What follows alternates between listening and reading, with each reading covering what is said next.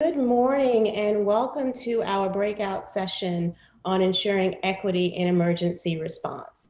A quick housekeeping tip, we will be paying attention to chat for the Q&A, and that will be the theme of this session. It will be a mix of presentations and hopefully great interactions from you in the audience. I'd like to start by introducing myself. My name is Monica Sanders.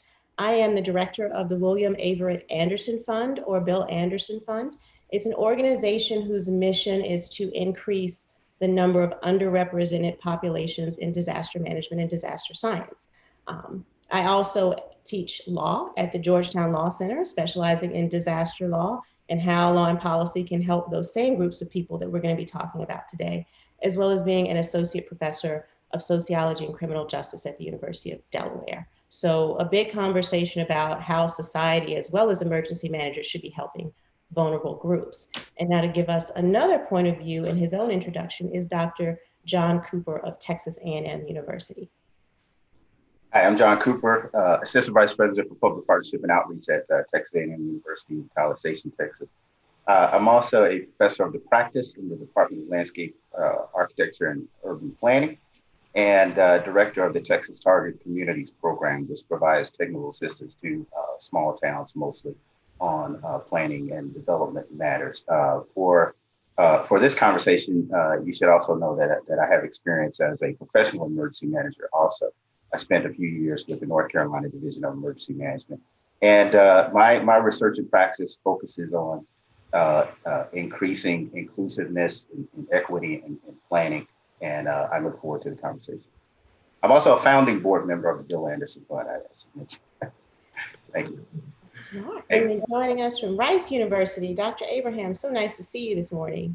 Oh, great. Yes.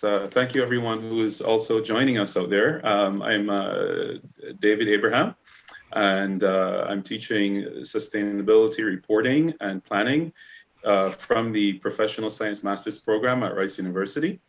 In addition to that, I do research on sustainability performance metrics.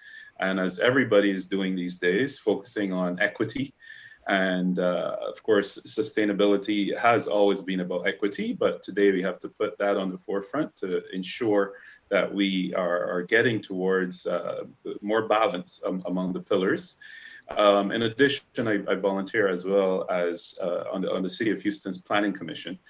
And in my role there, I get to support the development and growth in the City of Houston. So thank you for having me. Thank you.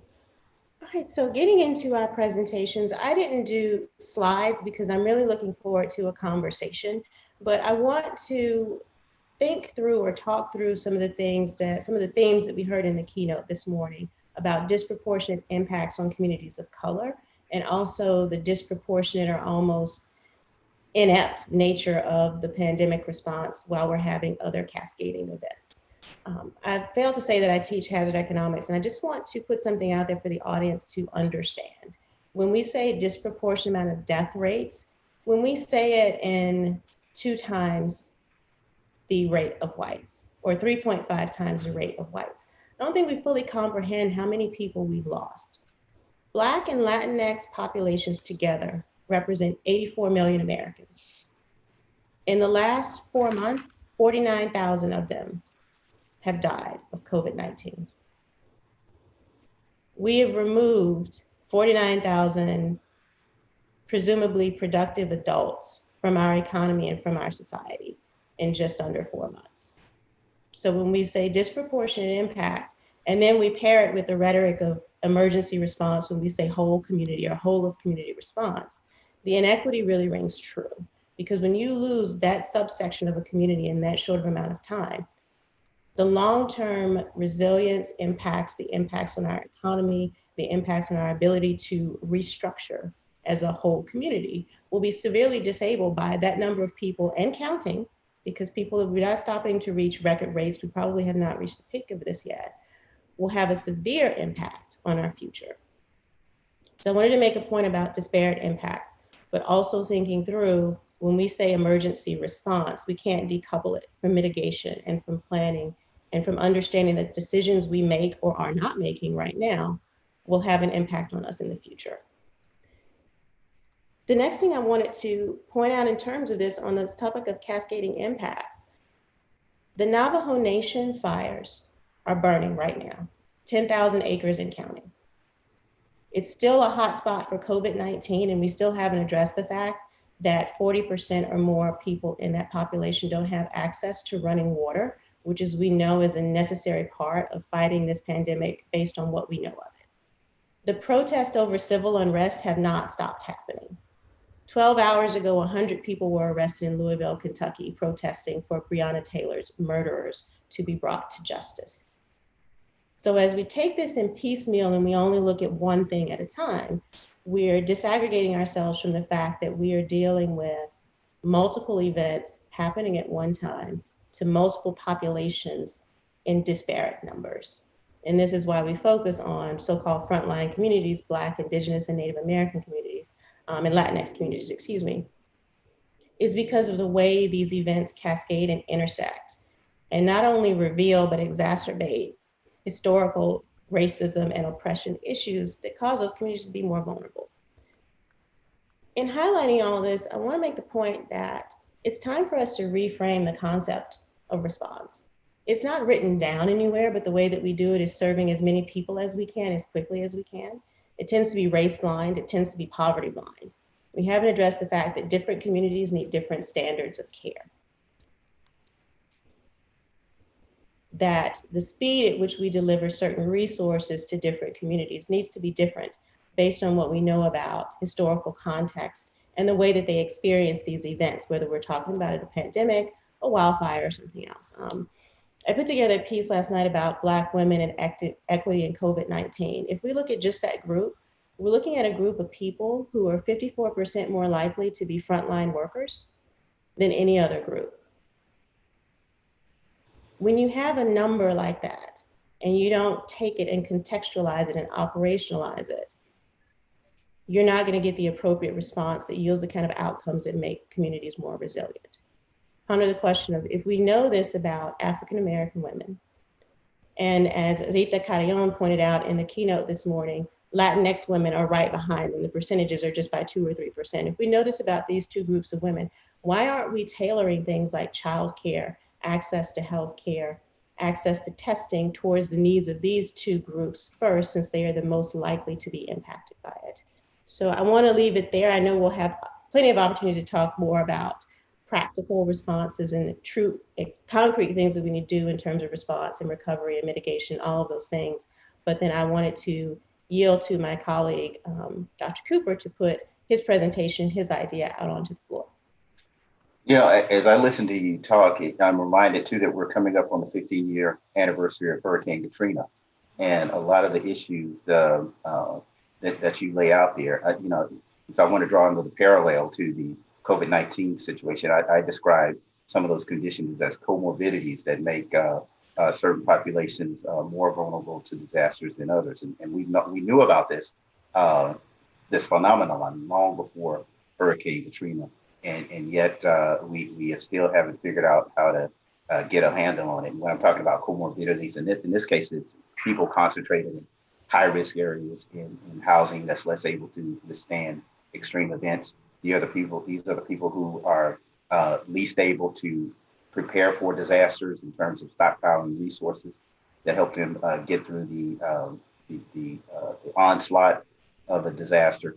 They are hit the hardest. They have the hardest time in recovery, if they recover, and yet we are still kind of struggling to figure that out. In my own research and practice, one of the things I try to deal with is the level of competency on behalf of the people that I teach and train on the issue of inclusion and understanding context and how to deal with the conditions and concerns and capacities of specific populations, those that tend to suffer disproportionately due to disasters. And so these are the kinds of strategies and ideas that I want to draw attention to and make people aware of, give them ideas for how they can deal with that kind of stuff.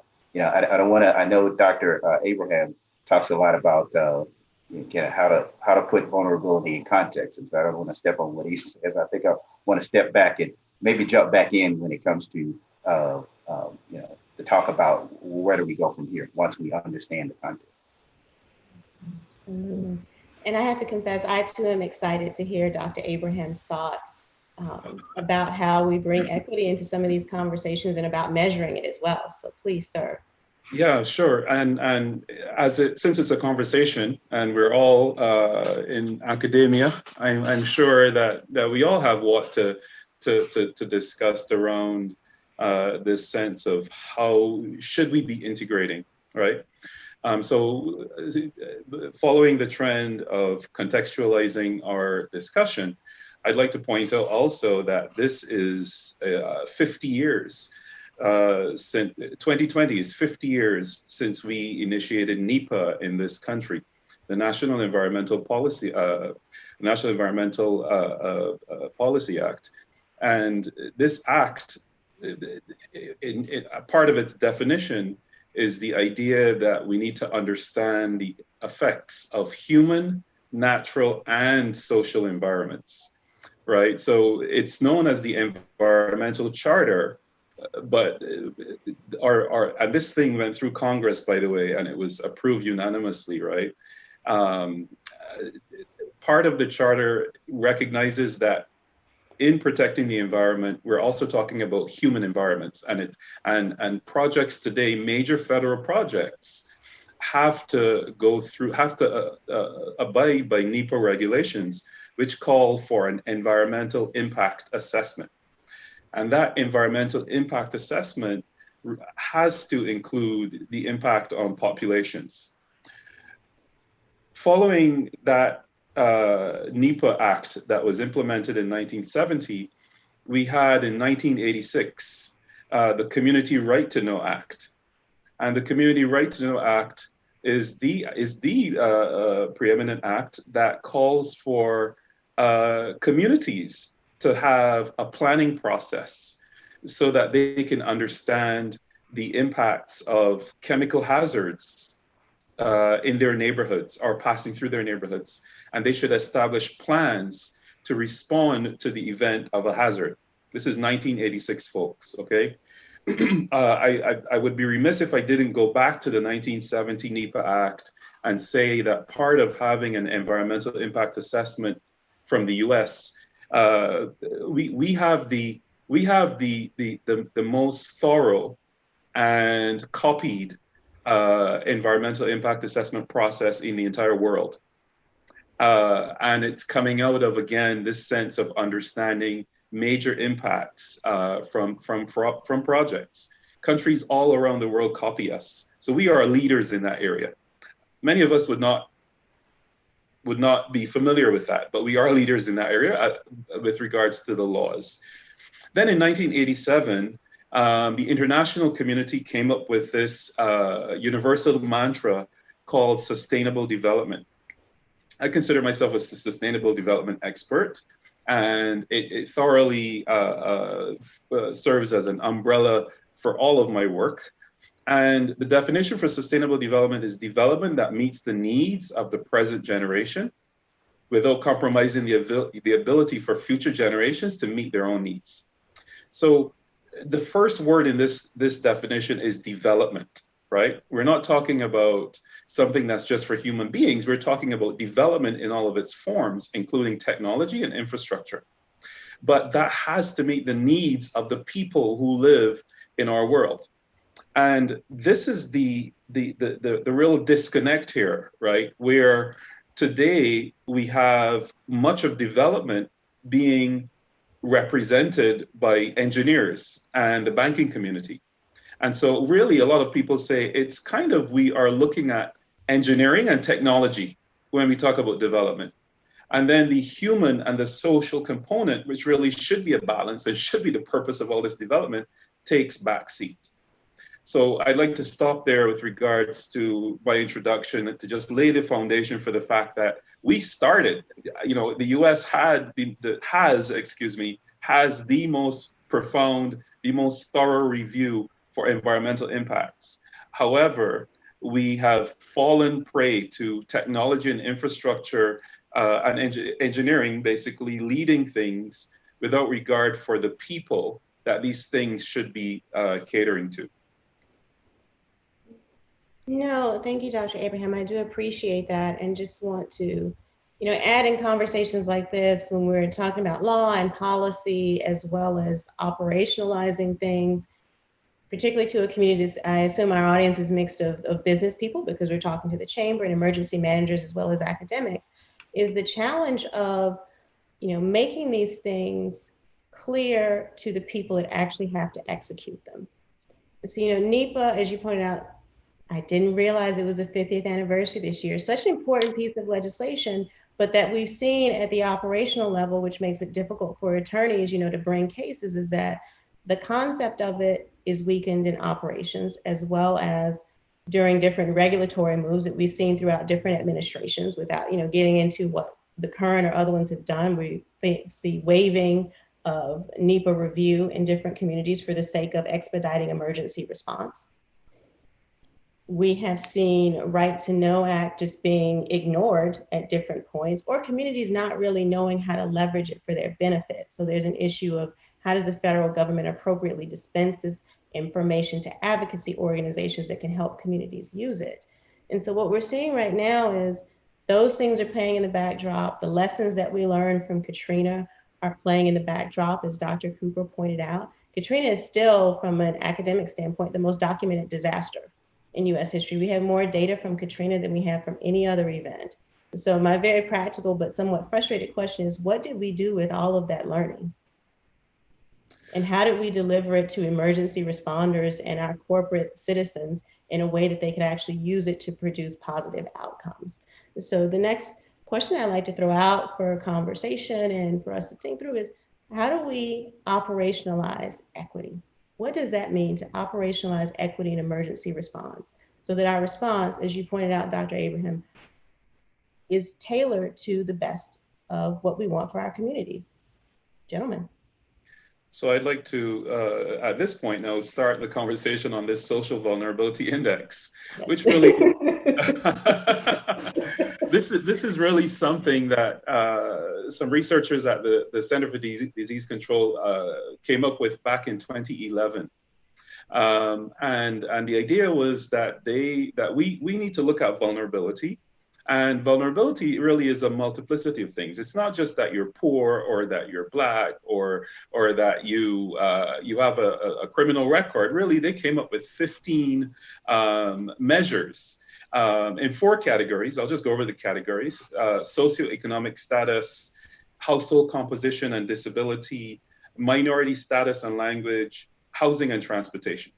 And the idea was that if we could effectively, in applying the social vulnerability index to disaster management, what the CDC was basically saying is that we could reduce primarily human suffering, human beings. We're talking about human beings, right? We could reduce human suffering, but more specifically for, again, our audience, we could reduce the economic loss related to providing social services and public assistance after a disaster. That's a tremendous amount, and many foundations understand that when it comes to trying to put funding out and get it to individuals, that's probably the hardest thing in the world to do. Foundations fund organizations, and organizations try to reach people. So we have to get to that trickle down. So if we could prevent the disaster in the first place, it makes it more likely that our investments can be a little bit more efficient. So this index is out there, and in 2017, the Houston area and a lot of the Gulf Coast suffered tremendously also from Harvey. So we had Katrina back in 2001, was it? 2005, August 29, 2005. That's right, Allison was 2001. And then we had Harvey in 2017, and we were inundated in our region. The following year, we passed a $2.5 billion bond. Today, that bond has been matched. And so in total, the County Flood Control Agency Harris County Flood Control District, has $6.6 billion that they have leveraged. In addition, again, to all the private financing and the foundations in our region, putting money to strengthen organizations to get it out to people and projects. So there became a question with regards to prioritizing now. How are we going to spend this money, right? We know where the money is now. How do we spend it? How do we prioritize that? So a local nonprofit agency introduced this idea that can we at least consider integrating something on social vulnerability in addition to other metrics? And so they came up with the idea that we could probably use the social vulnerability index. Again, it's an index, which means there's a range of values, but yes, those areas that have the highest vulnerability would show up as priority on an index. Now, the final index that was agreed upon consisted of 8 different criteria, 8 different factors. Social vulnerability index was one of them. The social vulnerability index accounted for 20% of the overall range for the overall measure for a project. Still, many in our community were hopping mad that we were not being efficient, right? Engineering term, we were not being efficient and covering the biggest projects first. Our leadership was interested in putting money into people's pockets or fixing poor areas rather than fixing the biggest projects first. So we had the vote to approve the index, this flood control prioritization framework that was passed in 2018, by the way. The vote came out exactly along party lines. Our commissioners' court has 5 members. 3 of them are Democratic, Liberal, and 2 are Republican and Conservative. And it was 3-2 in favor of passing this index. So this is what we're dealing with today. Any researcher could quickly overlay the index with the range of projects and show, right, that 20%, only 20% of poor areas are actually going to be prioritized, whereas 80% are not, according to the old standard. So we still have issues. However, this is at least an attempt in our region to apply equity in an efficient standard for an engineering community to be able to help with adaptation in response to at least flooding. What are your thoughts? Have you seen this anywhere else? I actually use this and lecture about it in my class, but you make a good point about engineers and being able to overlay the index however you would like to. You know, what about the social scientists? What about the CEOs? And what about some others? Before we get into that, I want to bring in the big issue that we just can't seem to get our hands wrapped around is what happens to the person who is in the field, in the middle of the catastrophe, trying to make good decisions in that moment, as well as ones that will impact our future. So I would love to draw on Dr. Cooper's practical experience, both as an emergency manager and as someone in the academy, to take us to this part of the conversation. And then, you know, I got some thoughts about being culturally competent, but I'm going to hold that because I want to hear from Dr. Cooper. Yeah, there's a lot to respond to what Dr. Abraham said, and then to pinpoint to your question. I just sort of say that so we got the index in 2011, but as I was saying before, people who study disasters and work in disasters were well aware of the issues, long before 2011. That Dr. Abraham, you make this point, but before Harvey, there was Katrina. Before Katrina, there was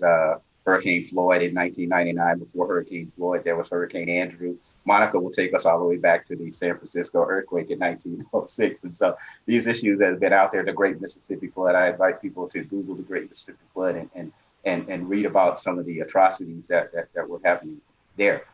In my own research, I was trained on the assessment of plans created in response to guidelines laid out by NEPA and the community rating systems and other kinds of federal policies. And, in my dissertation work, I was looking for the extent to which equity was accounted for in plans made in response to federal policies. And there was a lot to be desired there, right? And one of the things I concluded was that even when emergency managers, this sort of gets to your point, even when emergency managers believe in the efficacy of inclusive planning and accounting for diverse populations, it's not something they're comfortable doing. They're not something they're trained to do. They're mostly, working in top-down kind of command and control models. A lot of them are ex-military, still largely male, right? And when, to your point, Dr. Abraham, this kind of work is more of a humanitarian endeavor, right? So they need to be trained in how to work in different cultural contexts. Uh, they need to be, trained in, we need to have ways to build their knowledge and skills and, competency, work on their attitudes towards this. You will find in federal guidance calls for inclusion going back to the 70s, but professionally, it just hasn't sunk in. Some colleagues and I took some notes. Some colleagues and I did a study back in the late 2000s, around 2008, 2009, that polled professional emergency managers to find out what their attitudes were about inclusion and addressing equity issues. And many of them felt like if they were to invite the public to be more engaged in the process, that it would become dominated by special interests, as if it's not already. They didn't feel like it would guarantee representation, as if not working on guaranteed representation would lead to more representation. They felt like the general public would lack expertise, when in my experience, I found that lay people, when you give them access to information, they can make wise, savvy decisions, technical decisions, decisions that engineers make, right? They believe that engaging the public, if they were to do that and somehow the process fell apart, it would lead to distrust of public decision makers, as if there's not already distrust. where in my experience, I found that when you engage the public, they tend to learn more about what you do. They're more empathetic. They're more likely to support you when the heat is on. And we know that emergency management is a thankless job, after the fact, when people start pointing fingers. And they said that, when they involve the public, it usually leads to some kind of delay. When in my experience, it might lead to some delays on the front end, but on the back end, it goes much faster and you're much more likely to get public support when you engage public in figuring out what questions to ask, what data to gather, how to analyze that data, and what policies are most appropriate. So I don't know, Monica, if that's what you're getting at. But... Yes. So okay. Thank you for that. And we do have a question coming in about how to apply NEPA to policy and disaster management plans, and I'll read that, but I want to respond both to the cultural competency issue as well as the social vulnerability issue. Whenever I hear an emergency manager say, when I engage the community, there's a delay, I said, because you and the community are communicating at two different wavelengths because you don't understand the people with whom you are working. And so the delay is you facing the challenges of different communication styles, different cultural challenges, and the inability to receive the information that they are giving you in a way that you can effectively use it. To your point of the emergency management community is incredibly homogenous at this point. It has been for years.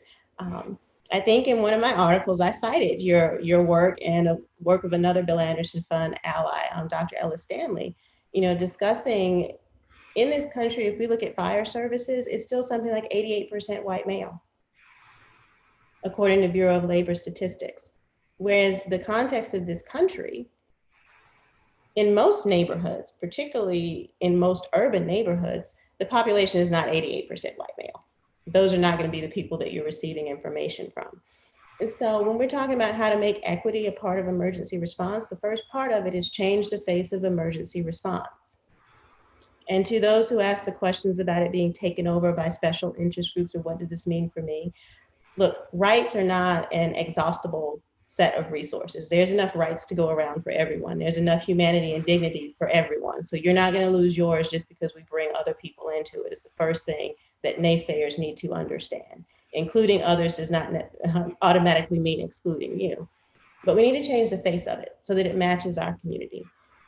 And in addition to making the hiring decisions and the leadership decisions that we have all, just like in our advocacy work, have been saying for decades, part of it is engaging the community and engaging corporate America. I've seen some great articles about how more effective and efficient and productive corporations are when they have diverse boards and diverse leadership structures. And we've seen corporate America start to shift in that way, even more intentionally in the current context. When you are working with the Walmarts, the UPSs, the Home Depots, Google, all of these that want to have some disaster response capacity, not only should emergency managers be thinking about receiving the benefits of their financial support, but also engaging in some knowledge management and information exchange, because they are learning something about diversity and actually executing it that our community could benefit from. Engaging community organizations rather than shrugging your shoulders and being frustrated because the NAACP or Unidos or a women's organization is giving you this information that I just gave you about the numbers of Blacks and Latinx women who are disproportionately impacted by an event. Have them at the table during planning so you have those numbers when you're doing your planning, as opposed to hearing about it when the response is not to the taste of the community or to the best interest of the community. Some of this is reframing who's doing the response. The other piece of it is how we are doing it. If we have all this information about communities and engineers can take the SVI and overlap it with respect to infrastructure, GIS mapping teams, for those of you in our audience, can take that same index and apply it to maps and tell you geographic locations in a community that align to certain vulnerabilities. What if we incorporated that information into how we do response and make decisions that instead of arbitrarily pre-positioning resources because of warehouse space, but pre-positioning resources because that's where the vulnerability and the most immediate need will lie in the event of an emergency, and we need to respond to it and we need to draw on those resources quickly.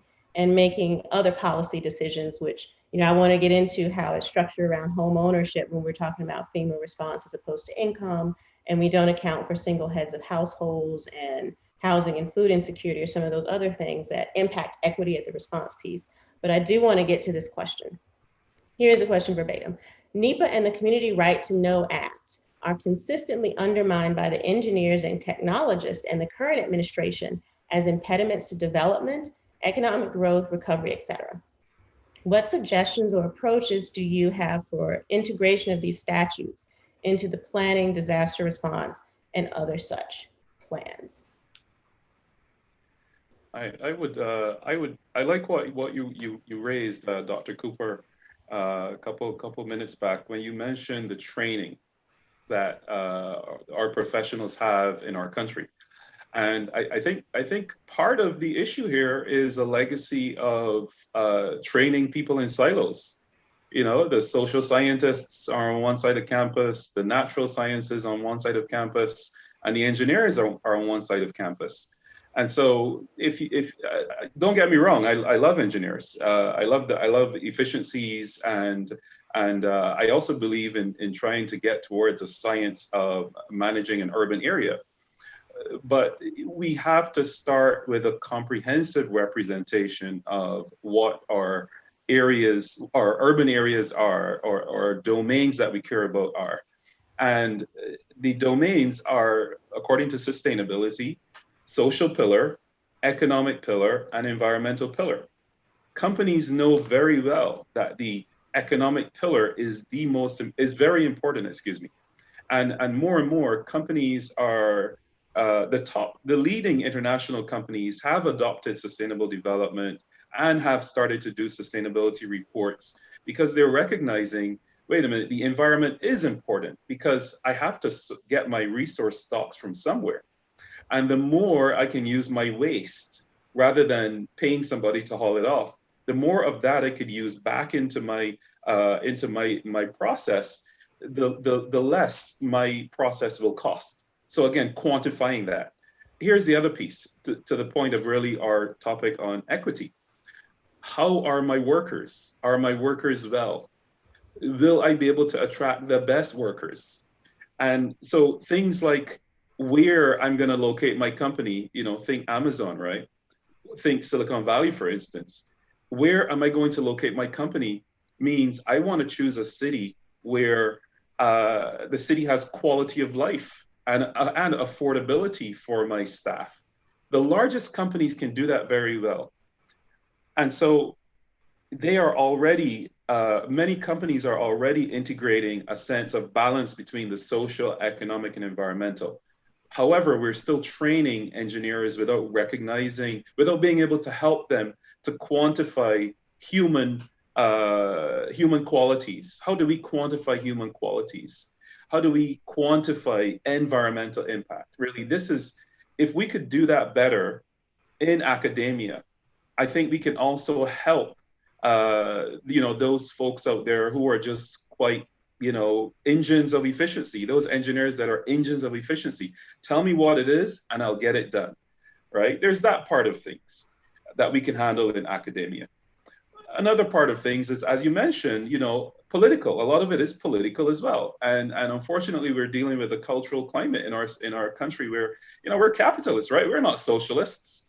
So on a part of it, we have to come to bear with, what does capitalism mean? Is capitalism pure capital, or is it also more should it be sustainable capitalism? Or what would sustainable capitalism look like?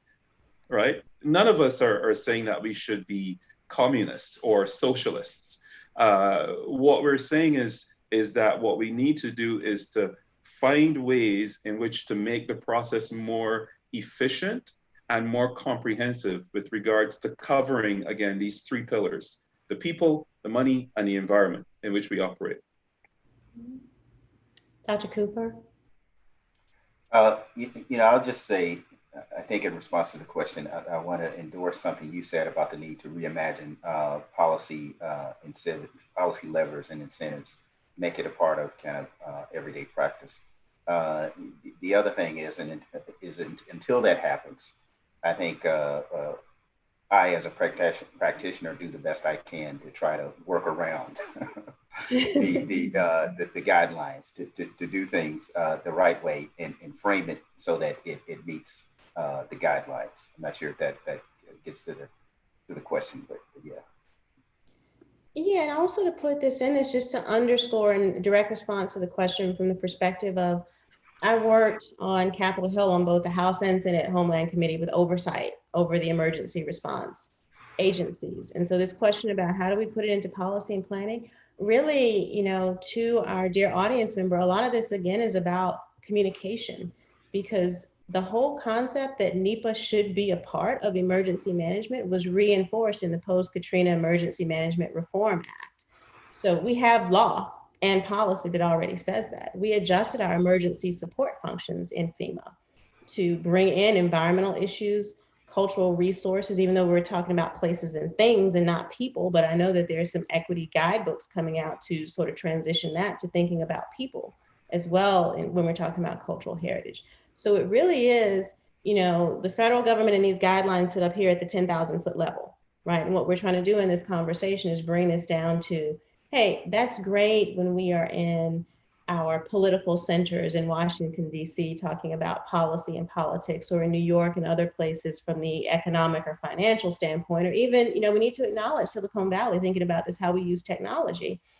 But how can we take that and make it have meaning to the person at the state and local level that needs to make decisions based on all of these policies and communicate it in a way that they can receive it? When I'm in class, and I'm sure you gentlemen say the same thing, it's like, we want, for the sake of the academy, deep research, lots of collection of data and interviews and in-depth writing.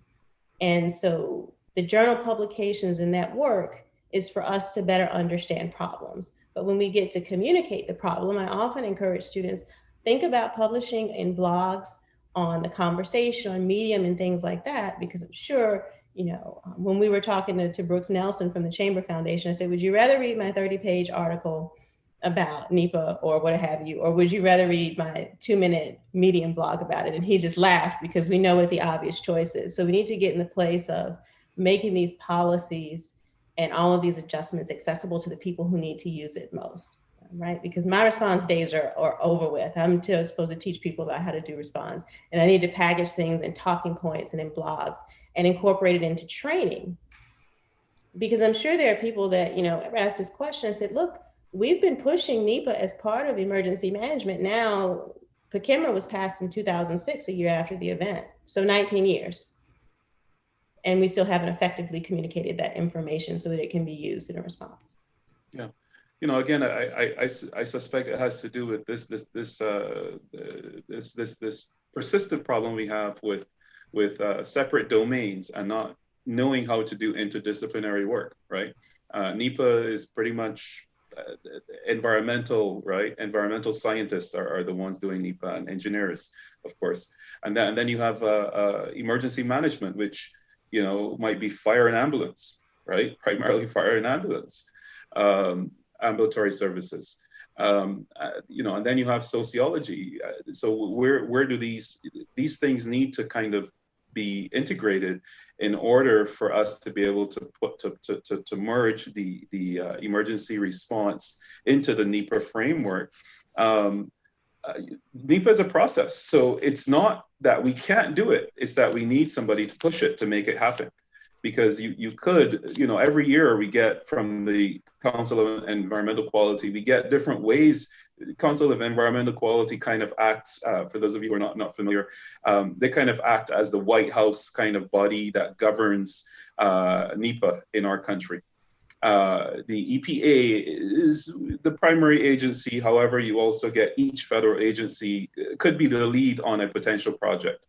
So when it comes to hazards that might fall under the Army Corps of Engineers, somewhere between the Corps of Engineers and again FEMA, you could get them leading a project and asking CEQ for whether or not this project needs to meet the requirements of environmental impact assessments or not.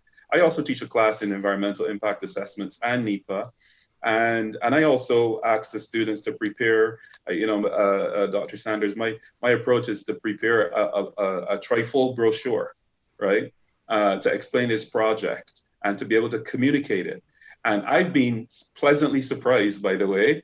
Many times I see a brochure for a fictitious project looking like something real. And it's scary, right? Oh, a project might be, let's say we were to build a paper mill in the middle of campus, right? How would we properly analyze that? And so imagine putting that on a billboard, the entire campus would jump.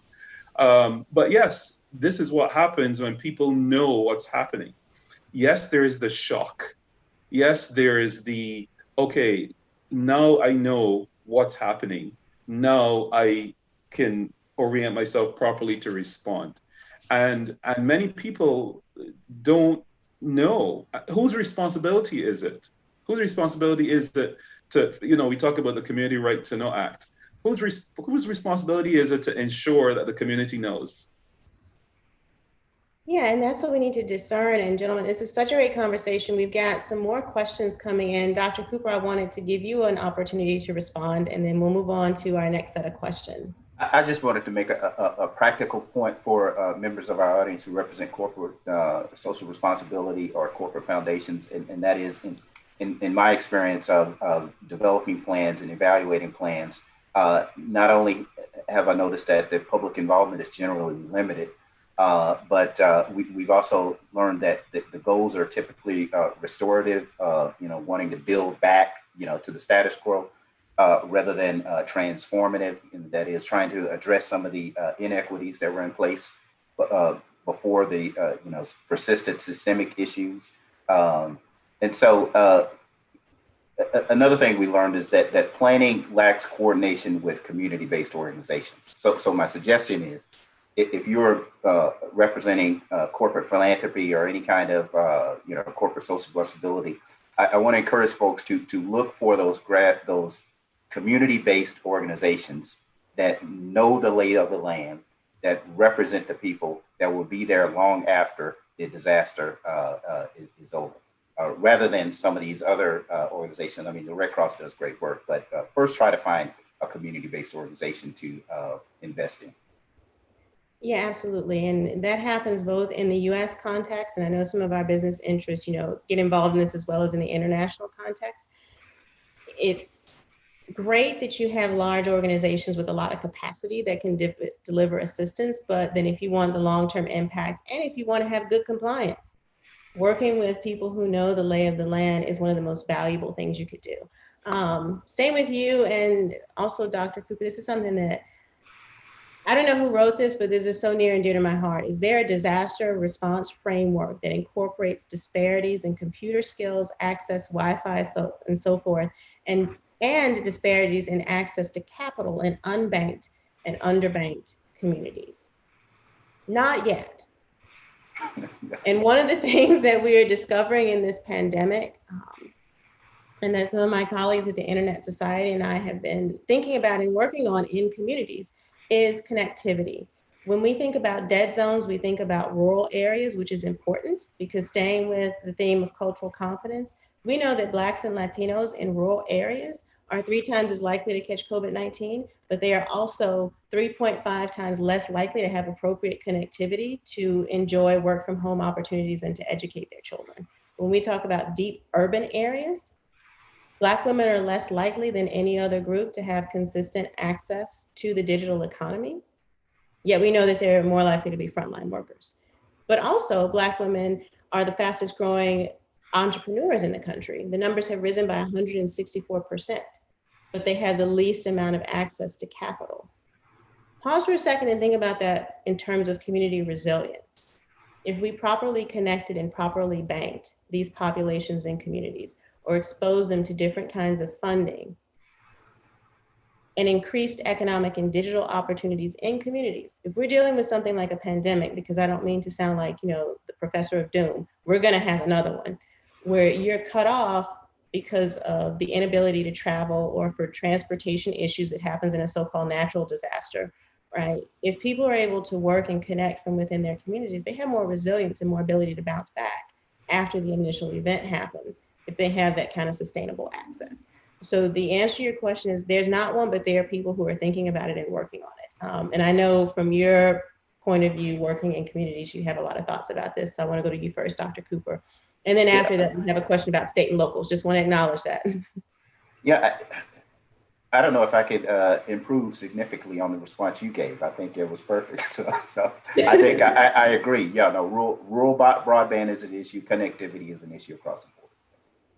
Yeah, Dr. Abraham? The only small thing I would add as well, thank you, Cooper. You took the words out of my mouth. That was actually what I was going to say.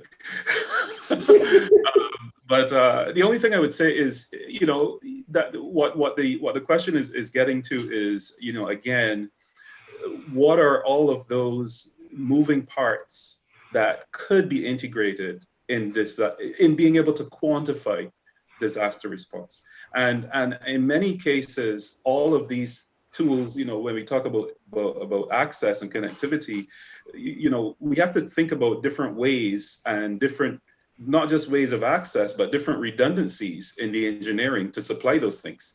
And for example, Centerpoint, who provides a lot of the infrastructure for our electricity connectivity in the Houston region, Centerpoint relies on overhead power lines.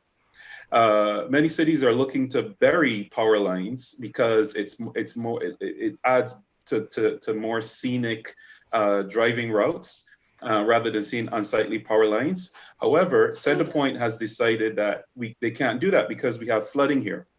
And now, while that's so we're keeping overhead power lines because of the practicality here.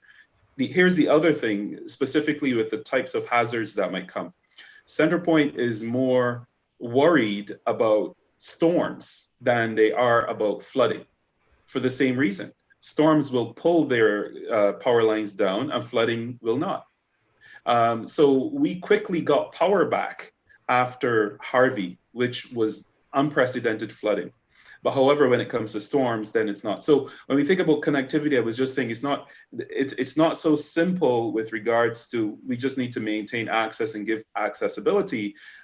I think the question, the major contribution that question has to what we're talking about is we have to understand, and we do have the tools to understand what are those moving parts that need to be considered and need to be part of our toolbox so that we could be ready to deploy them in the eventuality that we need to. Yeah, absolutely. Thank you for that and for bringing that into bear. Here's a question. What can be done to give state and local agencies more flexibility in using emergency response funding so that it can be used more effectively at the local level? Um, I know from working on oversight and budgets at the federal level, the hazard mitigation grant program is really important to state and local agencies. Community development block grants are really important, but often they come with a lot of restrictions. And again, when we're talking about NEPA and some other laws, we get into different political situations and we decide to make them more or less flexible. So for me, it's taking the programs that we already know exist and could be effective and efficient for communities and making them consistently effective and efficient for communities, as opposed to having the requirements ebb and flow with whomever is in charge. Because that's a lot. Just again, thinking pragmatically, if you're a state and local emergency manager, you're not just hanging out waiting for the next catastrophic event with a federal declaration. You have other things to do than to try to keep up with how and when and what you can do with federal grant funds and with federal assistance. And so bringing some consistency, and again, this cross-training and communication thing comes up, is making sure that the tool isn't just written down in a way that makes sense, but that you actually know how to use the tool. So when the day comes, you know exactly what to do without having to interrupt your process to deal with paperwork and red tape, or just a simple not understanding what's available to you. Again, that is the question. That's my very brief comments on it. Gentlemen, what could we be doing to make this easier for state and local agencies? John? Yeah, I'll just add to that. It sounds like the person, I would guess the person asking the question has a pretty good understanding of what's possible. In my experience, you know, I used to walk around with the Code of Federal Regulations, which offers guidelines on how money can be spent. And I found that there was a lot of flexibility there. My frustration was with how local governments were using the money on a lot of bells and whistles, right? And not so much on planning and inclusion. So I wish there was more of that. And I think there's lots of resources out there for that. In fact, I used to get frustrated going to, FEMA headquarters and asking for money, and they would turn me around and say, there's a lot of money still unspent.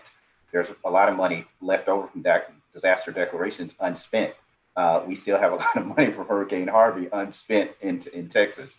And so more money gets wasted in actuality. That's not to say that, people like the person who asked me a question, I'm imagining that person is an innovative thinker and is looking for and has exhausted all of the ways that are allowable currently to spend the money, is just looking for more. I applaud that person, but more often the case is people are wasting money. Yeah, and I'm gonna